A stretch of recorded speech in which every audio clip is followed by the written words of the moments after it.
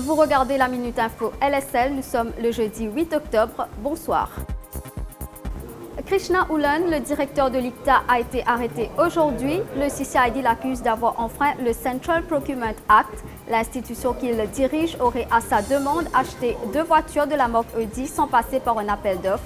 3 autres employés avaient déjà été arrêtés dans le cadre de cette affaire. Krishna Ulan a été libéré sous caution.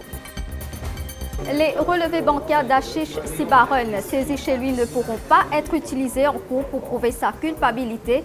Ruling du magistrat Azam Nirwa ce matin.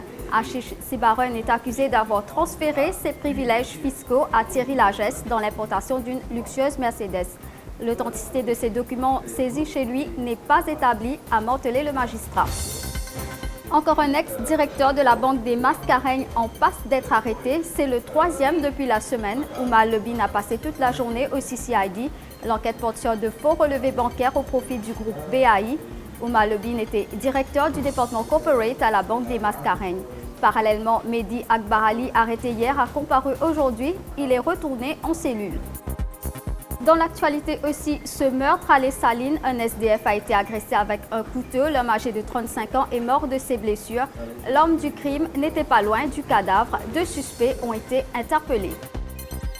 Dans l'actualité politique, Paul Béranger conteste les ambitions de Vishnu Lakshminarayalu sur le chômage. Le plein emploi en 2017, le leader de l'opposition n'y croit pas car Statistics Mauritius prévoit que le chômage sera à 8% à la fin de cette année. Le choc dans le monde du football, alors qu'il était un des favoris dans la course à la présidence de la FIFA, Michel Platini est suspendu de l'instance pour 90 jours. Idem pour Sepp Blatter, la FIFA est secouée par une série de scandales.